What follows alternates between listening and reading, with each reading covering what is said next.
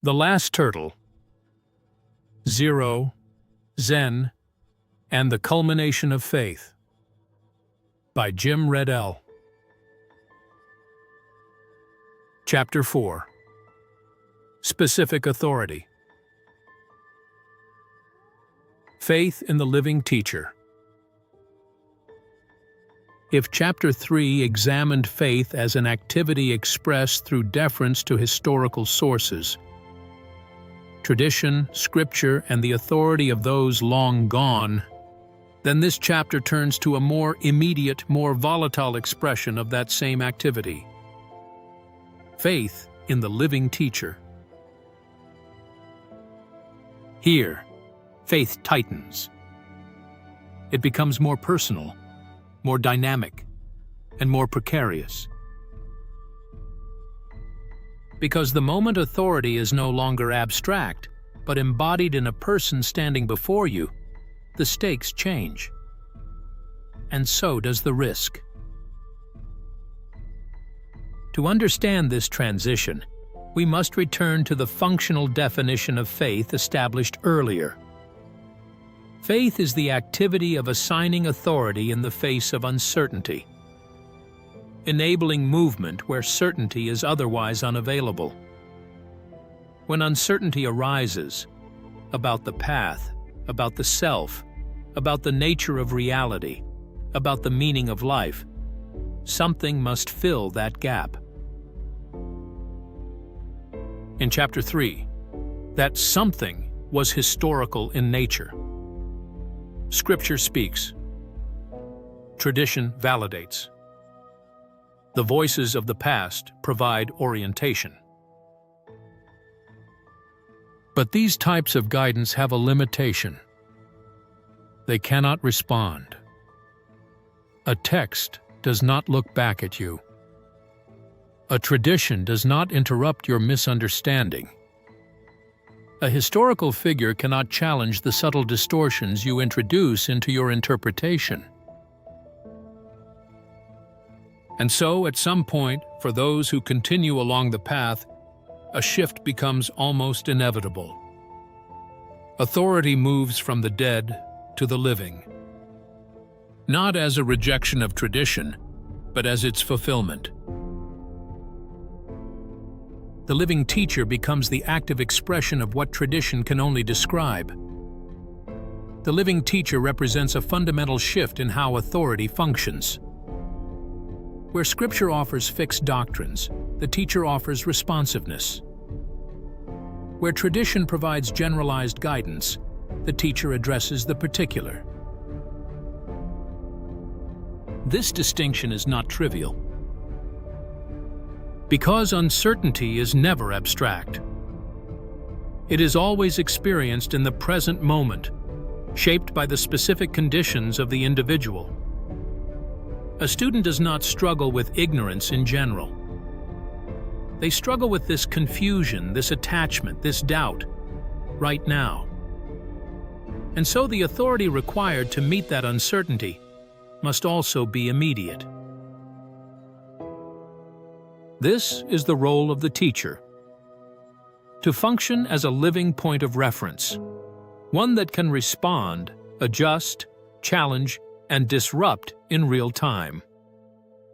In this sense, the teacher is not merely a source of information. The teacher is an instrument designed to expose the limitations of the student's current understanding. With this shift, faith also transforms. Faith in tradition is largely interpretive. One reads, reflects, and attempts to align understanding with inherited teachings. Faith in a teacher, however, is relational. It requires engagement. To assign authority to a living teacher is not simply to agree with them. It is to allow oneself to be affected by them. This is a crucial distinction. Agreement is passive. It preserves the autonomy of the one agreeing. Engagement, by contrast, introduces vulnerability. Because to truly engage with a teacher is to allow their perspective to conflict with your own. And this is precisely where faith becomes active in a more immediate sense. When the student encounters uncertainty, confusion about practice, doubt about progress, resistance to instruction, they are faced with a choice: reassert their own interpretation or assign authority to the teacher. Faith, in this context, is the act of choosing the latter. A competent teacher does not exist to confirm the student's current understanding. They exist to disrupt it. This is perhaps the most misunderstood aspect of the teacher-student relationship. Students often seek clarity, reassurance, or validation. But the deeper function of a teacher, particularly within the Zen tradition, is to destabilize the structures that produce the illusion of certainty. This disruption can take many forms: contradicting the student's assumptions, rejecting carefully constructed interpretations, offering responses that seem illogical or paradoxical, remaining silent when an explanation is expected. From the outside, such behavior may appear arbitrary. From within the relationship, it can feel deeply unsettling. But this is not dysfunction. It is method. Because the student's uncertainty is not simply a lack of knowledge. It is often sustained by unexamined assumptions about self, reality, and progress. And these cannot be dismantled through explanation alone. They must be exposed. The teacher, as embodied authority, becomes the mechanism through which this exposure occurs. However, the moment authority becomes embodied, a new set of problems emerges.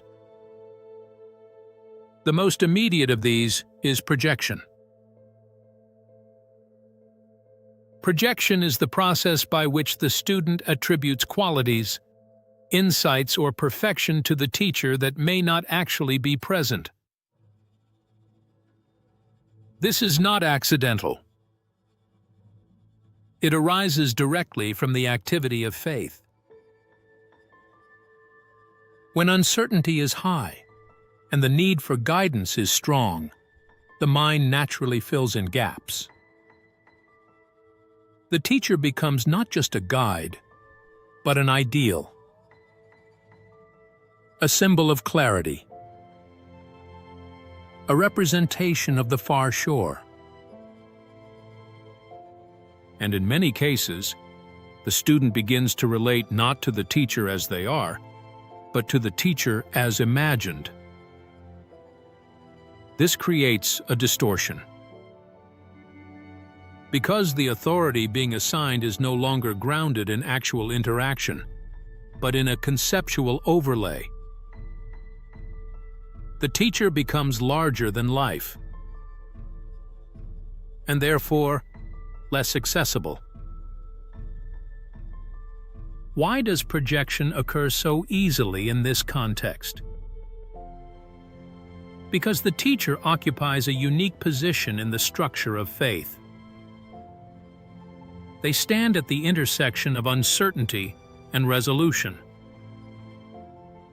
They are perceived as having already crossed the distance the student is struggling with.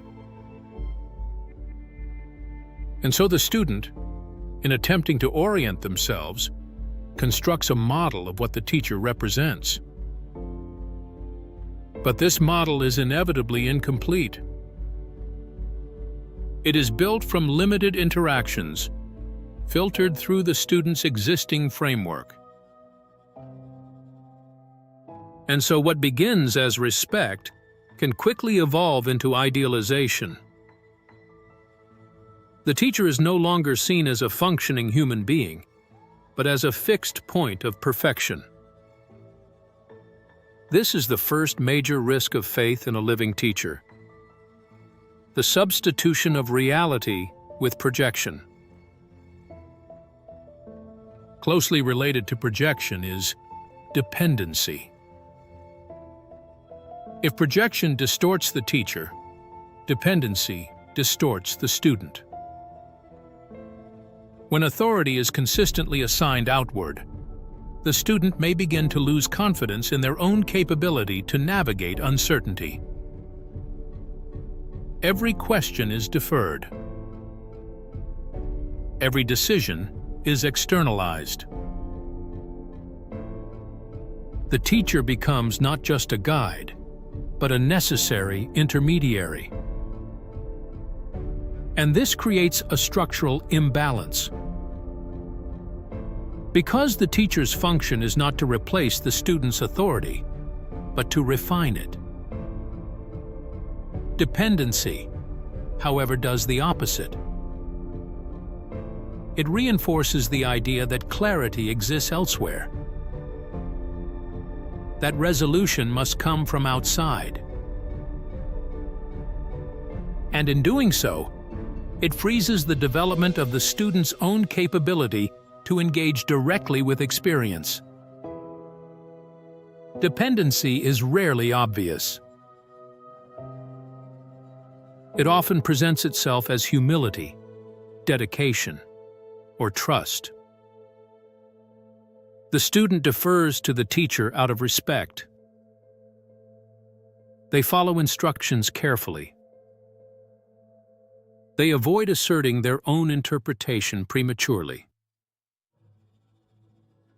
All of this appears appropriate.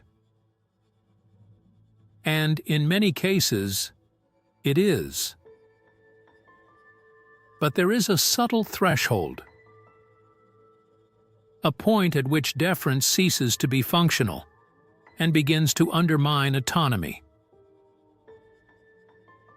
This threshold is crossed when the student no longer engages uncertainty directly, but instead waits for the teacher to resolve it.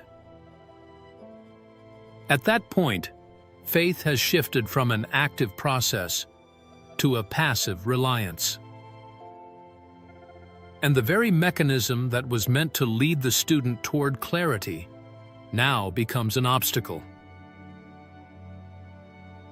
To navigate these risks, it is essential to recognize a key principle. The authority assigned to a teacher is not absolute. It is functional. It arises in response to uncertainty. It serves a purpose,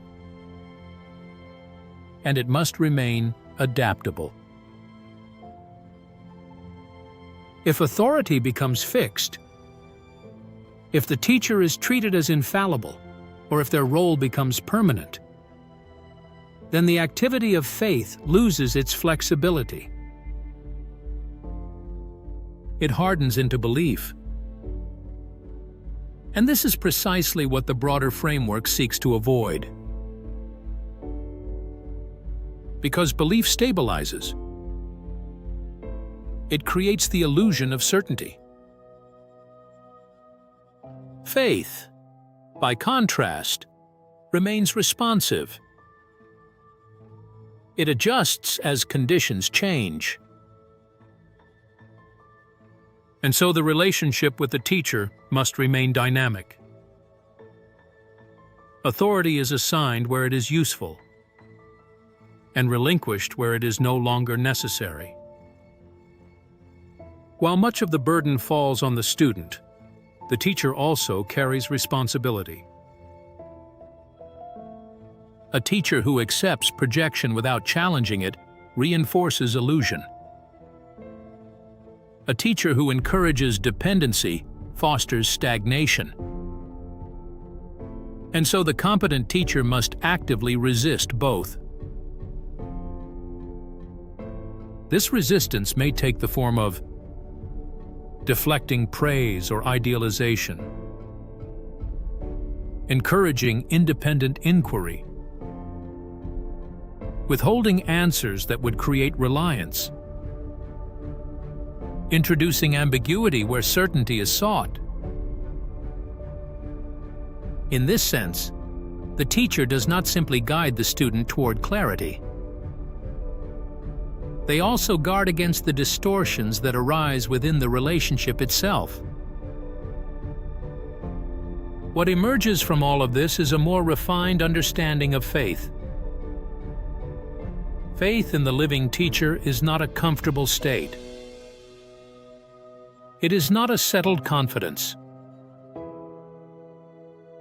It is a tension. A continuous balancing act between assigning authority and retaining agency. Between trusting the teacher and questioning one's own interpretations. Between engagement and independence. This tension is not a flaw. It is the mechanism through which development occurs.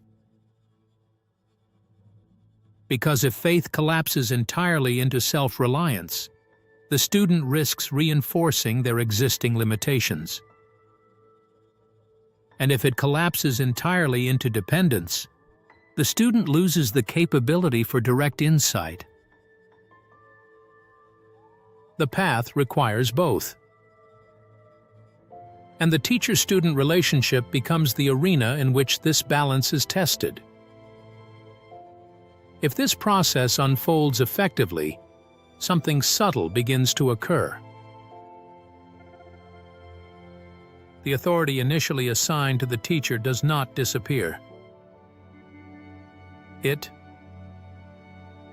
is internalized, not as imitation, but as capability. The student begins to recognize the same mechanisms of clarity within themselves. The same ability to detect confusion, to challenge assumptions, to respond to uncertainty. At this point, the teacher's role begins to shift. They are no longer the primary reference point. They become a mirror, a confirmation of something already emerging within the student. This marks the beginning of another transition. Just as authority moved from history to the living teacher, it now begins to move again. From the teacher to the self. But this movement cannot be forced. It cannot be declared prematurely. Because the risks of projection and dependency do not simply vanish. They must be worked through, experienced, recognized, and gradually resolved. Only then can authority be relocated without distortion. Faith in the living teacher represents a critical stage in the progression of faith. It is where abstraction gives way to immediacy, where authority becomes personal, where uncertainty is no longer mediated through texts, but confronted in real time. It is also where the risks become more pronounced.